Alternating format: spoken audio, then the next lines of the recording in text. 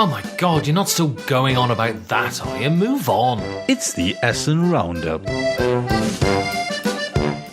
It was nice, you know, Georgios. Was it? To come back to Perfect Information Towers. Yes. We've cleaned the locks, we've changed the locks, and you still managed to find your way in. Well, there was a little man, Johnny. He showed me in through the back way. I don't think anyone named Johnny works here. But it was great that you'd sluiced the dungeons. Yes. And you'd cleaned out the pig pens. Well, we moved them. And the icicle tower looks in fine fettle. You're just making up words again. But the reason we came back is because we were away, Georgios. And we got kicked out of Spiel. Well, but they closed, but, it comes down to the same thing. Yeah, I mean, frankly, I take it as a mortal offence that they don't let me just stay there. Until next year. The rest of us. Yeah, until the next year. I mean, it saves up on, traveling expenses. Exactly. I mean, the sort of non-working building up debts thing is increased, but nevertheless, Georgios. That is true, yeah. I like debts because I'm a member of society in late-stage capitalism, Georgios. Yes, you like depths, right? All right, so we're here to talk about just a brief debrief about Essen. Mm-hmm. So first of all, give me your impressions. I know we've talked about this, but now you've had time for it to incubate. What did you think of this year's show? Not just personal experience, but on a sort of macro level in terms of the games that were offered and that sort of thing. I think, interestingly enough, unlike, say, last year or the year before, I don't think there was one singular game that stood out, but there were a lot of very, very good, very interesting games. I think on average, the general quality of games has increased noticeably. I think when I look back at early Essens, there have been far more games that I sat down to play and thought, this just doesn't work. This is no good at all. I don't know why you would make so many copies of this game.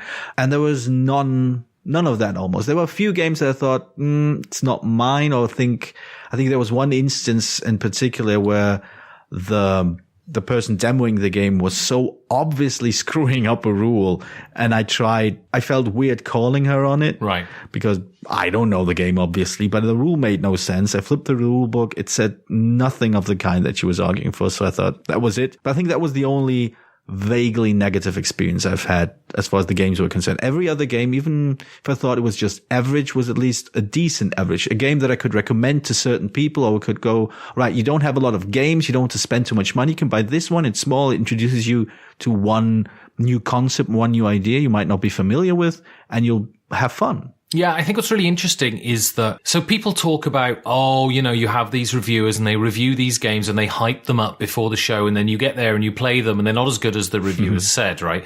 But I think what I noticed about this year, right, and it's always the same with me because I've got no impulse control. Yeah. But what I noticed about this year is, I know it's a fair where things are bought, but it seemed to me this year that it was super buy-y. Lots of things were sold out super quick. Altiplano sold out on the first day. Right, yeah. Hunt for the Ring sold out on the second day. I think the first day, 8 hours in, that it was gone, yeah. Right. A lot of the games I was looking for, and because I was reticent, because I always have huge amounts of buyer's remorse, so I find it hard to buy things and I have to build up, were sold out by the time I went to see them. You should listen to more reviewers and podcasters. They might tell you which games to buy. Exactly. And so that gave me the impression that most people have done their research beforehand. Right, yeah. And don't test out the games before they buy them. They say, that's something I fancy. Mm-hmm. And then I'm going to buy it, which gives testament to the fact that there were 250 pages of games on the Essen auction thing. There's an awful lot of sweaty buyer's remorse on that auction list. Maybe. Yeah. Myself included. I managed to shift the industrial weight of the others onto some other person, and now I have actual space in my house to eat, Oh, that's great. That's great.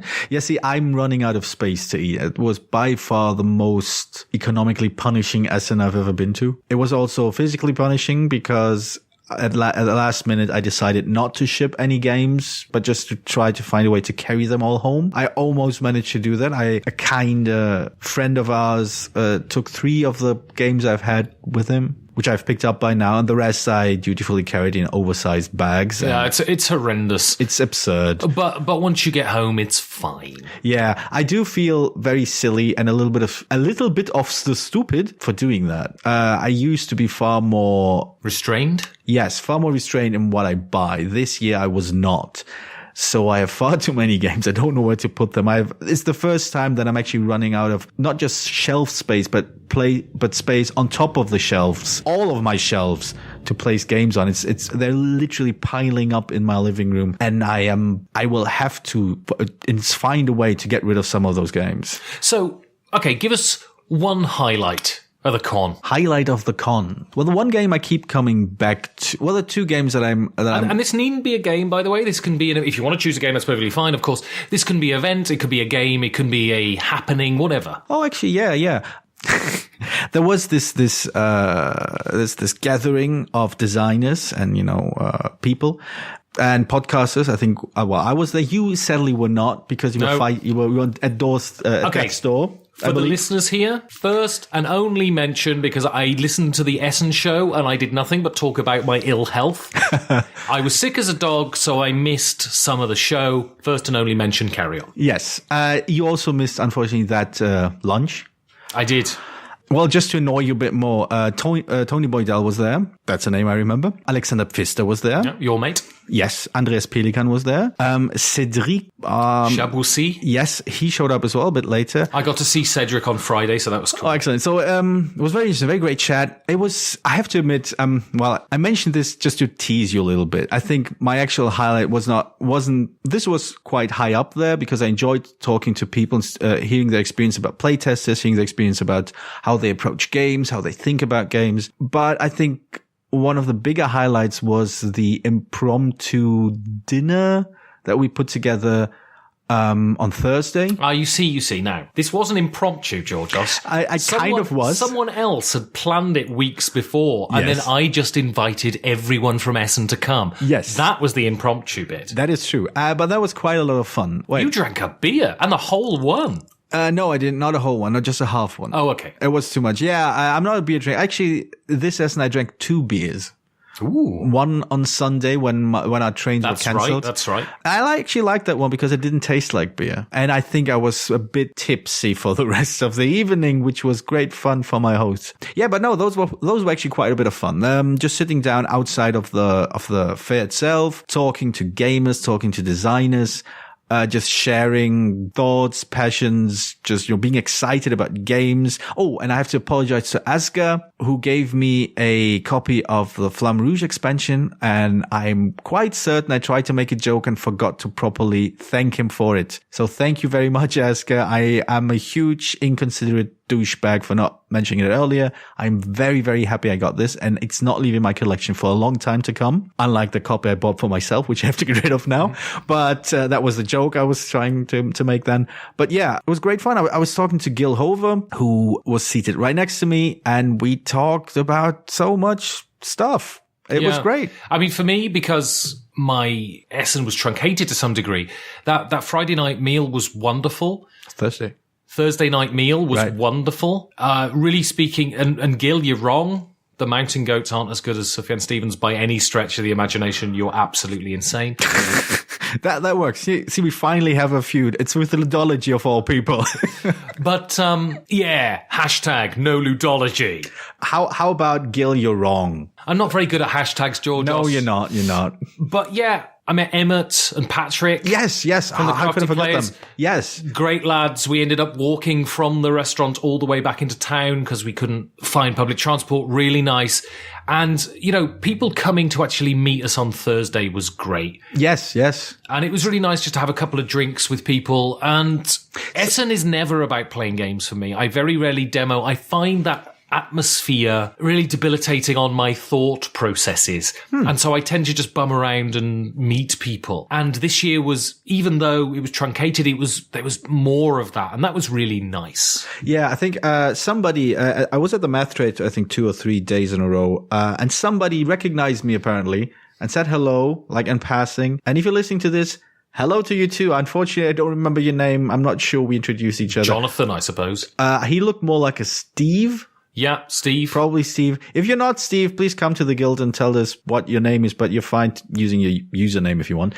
But for me, I think Essen is a bit about gaming, though. For you did nothing but play games all the time. Well, not nothing, but I did do a concentrated effort to play more games than I did last year. Yeah. Because last year I was just running around from one interview to the next, looking at tables, going, "Oh, I'd like to play this. Oh, no, I have to run."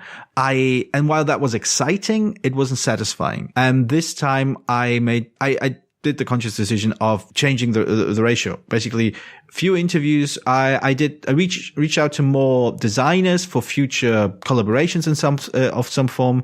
I spoke to some publishers, but didn't record a lot of things, because I think it's probably, it was more satisfying to try games, to be in this atmosphere, to talk to other gamers who are far outside of my regular gaming circle than was chasing designers, because I find that designers actually like a more relaxed atmosphere to talk about things, just as I do. So, yes, you can, as a listener, look forward to me talking to designers in some point in the future.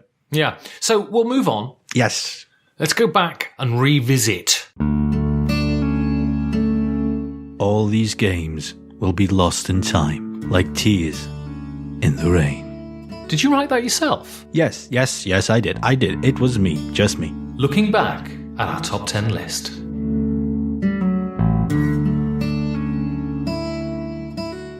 So, our anticipated list, Georgios. Yes. So, first of all, just to make this brief, what didn't you pick up from your anticipated list? I did not pick up Sidereal Confluence for multiple reasons. One, it was very, very difficult to find. And when I did find the WizKids booth, they had no copies to play there.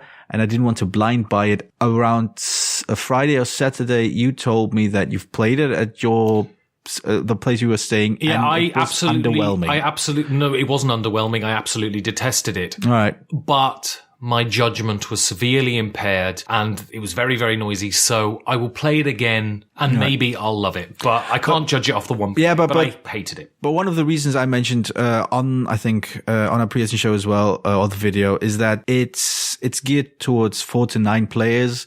And I am lucky if I get 4 or 5. Right. Very rarely do I get 6. So I feel like I'm missing out on a lot. I did not pick up Star Cartel. I don't know why, really. I just looked at it, seen people shift things around. It seemed to lack the spark. I like the artwork. I like the production as always. Osprey is great in that, but it seemed to be just a math puzzle. I did not pick up Alexandria. I did try it though. This really came down to budget considerations because I had already spent far too much money by that point and I didn't want to buy another game. It seemed fine.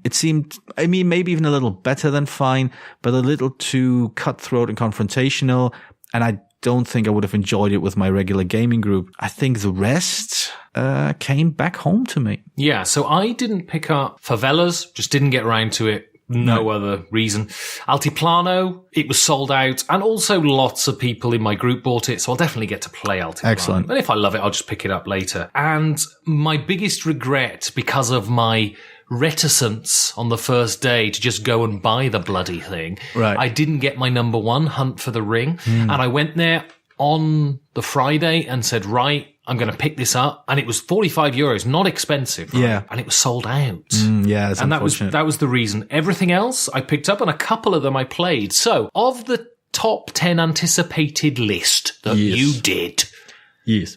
Which was the best one you've played so far? The best one, surprisingly, not because it was good, because I expected it to be good, but I didn't expect it to be so addictive, was Michael Strogoff by Devir Games. It's a very simple racing game, utterly multiplayer solitaire, if you for some reason have an issue with that term. You really have no reason to interact with other players. But the interesting thing is, it's as much push your luck as it is taking risks. And I think that's ultimately the reason why I like it so much. I like games that are about taking risks. They're not about just finding the optimal decision, the optimal choice to minimize your risk to almost nothing, to find a way to make the safest bet that gets you to the finish line. I want games that make me take risks, that force me to take risks. And this game does. You have to always ask yourself, do I risk it? Do I push a little bit further and maybe get ahead just enough to outrace the traitor Ivan Ugarev? which I love to say? Or do I think, no, it's too dangerous. I need to sort of deal with these cards in front of me. I think that's why I find it so addictive. I've played it twice solo now, which I usually don't do, just to get a better handle on the rules because I screwed up some of the rules before. I just find myself playing it again and again and again because I thought, all right, this time I want to try. This time I really want to, see if I can get to the finish line before the traitor Ivan Ogarev. Yeah, that was surprising fun. Yeah, I've played one of the games, and that was Voodoo Prince. Voodoo Prince is lovely, actually. It's not as good as Skull King. Right. So, friend of the show and notable game designer Per Sylvester on Twitter said that he thought it was better than Skull King. If you're listening to this, Per, you're absolutely wrong. It's nowhere near as good, but I probably shouldn't weigh in with my opinion of Skull King then. Don't. All right. That's one of my sacred cows, Georgios. All right, okay. I keep it in a barn and I feed it hay. All right. And it makes the cards all shiny. No, I think that's just shite. And and it's a really nice, tight, trick-taking game in which you have to be the penultimate person to get out. There's certain ways to get out the round. I'm not going to explain the rules, but you have to be the penultimate person.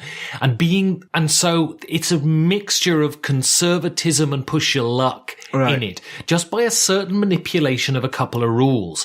It's less sort of involved and there's less sort of special cards in it than Skull King, but it's really nice, really good fun trick-taking game. I adore trick-taking games. I think at this point, they're probably my favorite genre of game. Okay. And that includes, all your big Euro games and all of this. Okay. I will always play a trick-taking game. I adore them. And I realized because as a kid, I played them a lot. I played a lot of whist and things like this. And I have a real affinity for them. And I really enjoy them. And Voodoo Prince is a really nice, tight trick-taking game that has some nice decisions. And as you say, it encourages you to take risks. Yeah. And you can end up being completely shafted and it can be pretty swingy. And that's good fun, especially in a game that takes 20 minutes. Yeah. I think going back to Michael, because you mentioned taking risks. As I was playing that Michael Strogoff, I started thinking about this concept of risk mitigation or luck mitigation that some people love to, champion in games. And I find myself, the more games I play, especially of this type, I find I don't agree with that. It seems to coincide with people who just don't like to take risks. But luck mitigation is absolutely vital. It depends to how much it's mitigated. Otherwise, it's just snakes and bloody ladders, right? Well, it's a bit extreme, but yes, I think you can sort of manipulate just how much luck. Not manipulate, but there's a gradual scale of just how much luck is part of the game design, without question. And I think a game like Snakes and Ladders, I agree, has no other element other than luck. But I think it's a bit hyperbolic and, confusing to immediately jump to that example when talking about luck and mitigation in game design. I am nothing if not hyperballs, Georgios. Only the Sith deal in absolutes. That's a quote from a movie, probably done by George Lucas. Yes, unfortunately. He's going to come out in those scandals at some point, so you probably want to put that quote away. No. I found that it seems to me that part of it, I agree with you, is luck mitigation giving you a sense of control, but I don't like the moment where luck mitigation becomes basically an exercise in removing risk from the game. Well, if you can remove all of the luck, right, then it just becomes an exercise in economics, right? Right, yeah. So obviously I agree with you on that. There should be an element of luck, however that is introduced. Oh, yeah. But I think mitigation is absolutely vital because what I enjoy is the manipulation of that luck. Maybe the minimizing of it, but maybe just simply the shifting it around to other places where that luck is not going to be so punishing towards. Right. We should play Michael Strogoff at some point because I don't think the game has so much luck mitigation as it basically, you're always, basically calculating the odds of whether it's worth pushing on or not. And I like that. For some reason, I like this repeated question of, maybe it's one of the reasons why I like Dungeon Quest so much. It's push your luck is incredibly it taps into our id in a way that other things don't. But I do remember that, pushing forward, the people who are envious of you winning a game like Dungeon Quest or Michael Strogoff will tell you, oh, it's just a luck fest. You were just lucky. When in fact you just had, more guts than the other. In your little way, you were more courageous than the other people. Exactly, and that's fun. And that's fun. Come here. I got you, you little sod. Oh well, maybe next time. It's the one that got away. What did you not get, Georgios, that you wish you did? What's your game of regret? I'm kind of torn because there are quite a few games that I'm keeping an eye out for to sort of see what the general reception is like. Not War of the Ring. Hunt for the Ring is one of them because that kind of almost made my list as well. And depending on how people will talk about those who do have it and play it, I might pick up my own copy. There's one game I didn't get around to play, and again, I'm hoping some other people will be vocal about it on social media, is Mystery of the Temples published by Emperor S4, because apparently the brochure says it's a mixture between, Splendor and Zelda. Ooh. I think. Was it Zelda? I'm not sure. Or worker placement. I don't remember. I think it's worker placement. I don't know where Zelda came up. But worker placement and I met Splendor. Link at Essen. Oh, yes, I noticed. There's pictures of me and Link. And I don't think it was a guy in cosplay. No. I think it was really Link. It's what they usually are, yeah. Because cosplay conventions or cosplay events are the only way for them to show up and not be recognized. Yeah, exactly. That's what it is. I don't think cosplay exists. I think it's actually characters. And there's an Illuminati conspiracy, Georgios, to tell us it's just cosplayers who build their costumes in their flat. And it ain't. It's Super Mario. I met Ronald McDonald. All right. Maybe less coffee for you then. I don't drink coffee, Georgios. All right, maybe more coffee for you then. I take LSD. So did you have a game of regret then? Other than the one that was sold out before you got it? Strangely, I don't think I bought huge amounts of games. Right. But I don't. I don't have a game of regret, actually. I'm pretty happy with what I got. Mm-hmm. Even Altiplano, which I didn't get. Right. I don't regret not having it because I know I will get to play it, even though I enjoy the ownership. I do have one regret, though, Georgia, so I'm going to go on a little bit of a rant here. All right, I'll go boil an egg in that meantime. Yeah. And this is not a regret for me. It's a regret for certain people who, unfortunately, are members of our community. Oh, go on. One thing I love about board games and board gamers is it's a community. Mm-hmm. And although it's a sort of hobby predicated on buying stuff, pretty much we're sort of decent to each other and hasn't been infected by brash capitalism, but it's only around the edges. So I'll tell you a quick anecdote. I'm part of the British Board Game Trading and Chat UK group. That's not the name of the group. Probably not, no. And there was a guy who on the Sunday was selling the Terraforming Mars expansion with the promos for over double the price that it was going for at the fair on Facebook. Yes, there are words for these kind of people. And some people were saying, that's disgraceful. Yeah. And some people were saying, well, it's his right in a free market. No. And I want to put I just want to say scalping in any arena, whether that be concert tickets, whether that be tickets to football events, whether that be merch or whether that be games, is absolutely fucking disgraceful. It's absolutely disgraceful. And if you claim to be a part of this community, and if you claim to enjoy the company of others who enjoy these things, well, for the love of God, don't fucking rip them off. Don't think I can charge this, so I will. Free trade capitalism is never a bloody excuse to be a dickhead, right? And I think people who criticize this guy should not feel ashamed about criticizing this guy. This guy is contemptible, even beneath contempt for doing that, especially when it's a game that will be in the open market. In 2 weeks, what you are essentially doing is taking advantage of people who don't have impulse control. Mm-hmm. Don't do it. Don't be a fucking wanker. Yes. I'm not sure about all the swear words in that explanation. It's the only way I can express myself, Georgios. I see. No, I generally agree with you. I think to some extent a markup I think is legitimate. A markup there's a certain amount of markup where I go, right, that's fine. I don't understand. Right. Okay. So I couldn't get War of the Ring, right? Yeah. And I'm sure there are people who couldn't get the Terraforming Mars expansion. Right. And I'm sure part of the fucking reason is that there are dickheads going and buying 4 copies of the bloody game because they know they'll be able to flip the other 3 for loads of money afterwards. It's not bloody acceptable. No, especially if you're in a market like across the Atlantic or something. Right. Exactly. I mean, there's nothing more disheartening than to see someone come up and just buy 4 copies of the game. And, probably it's to flog or promote yourself later down the line. That's just not acceptable.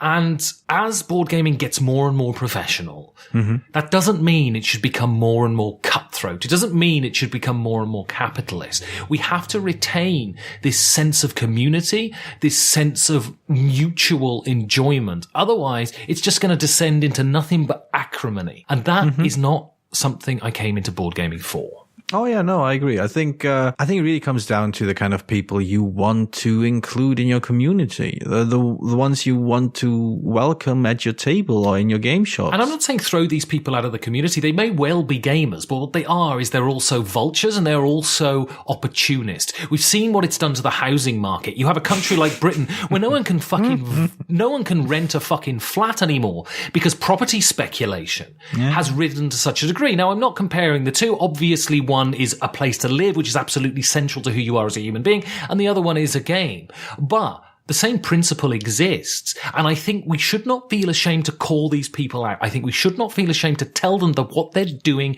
is off and not part of who we are. And we should call these people out and continue to call these people out because it's absolutely unjustifiable in my eyes.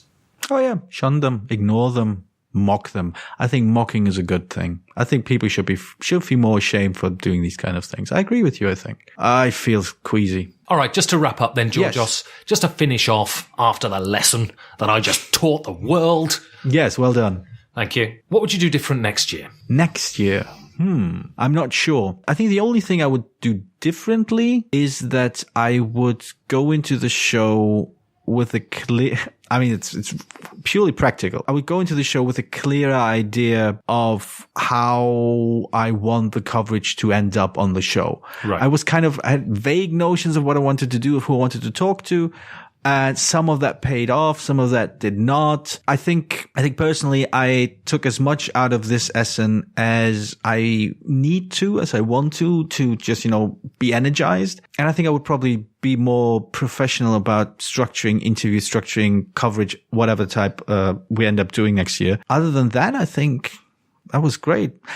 I think I would probably try to get as much, money to spend as I did this year, because otherwise, it's going to be an exercise in self-control again, and I occasionally struggle with that. So, no, I think that was a great lesson. It was well-rounded. There were, like the show itself, there were no high peaks, there were no deep lows. It was just a very, very above-average experience for me. I had a dreadful time. Yeah. I had a dreadful time. Apart from a few highlights, I was constantly under assault from my body and the viruses contained within. The one thing I would do differently is when I felt the illness come on, I would go home, I would sleep, and I wouldn't just do exactly what I would normally do at the convention because that yielded dreadful results. But usually when I have a negative experience, it sours me on every sort of ancillary thing that goes around it. But as I sit here and I'm looking at my games that I got from Essen that are just sat opposite me. Consumerism sort of triggers that endorphin rush, right? Exactly. Yeah. But no, I'm really, although I didn't get as many games as I did last year, I'm really satisfied. Right, yeah. And I'm really looking forward to playing all of them. Yeah, definitely.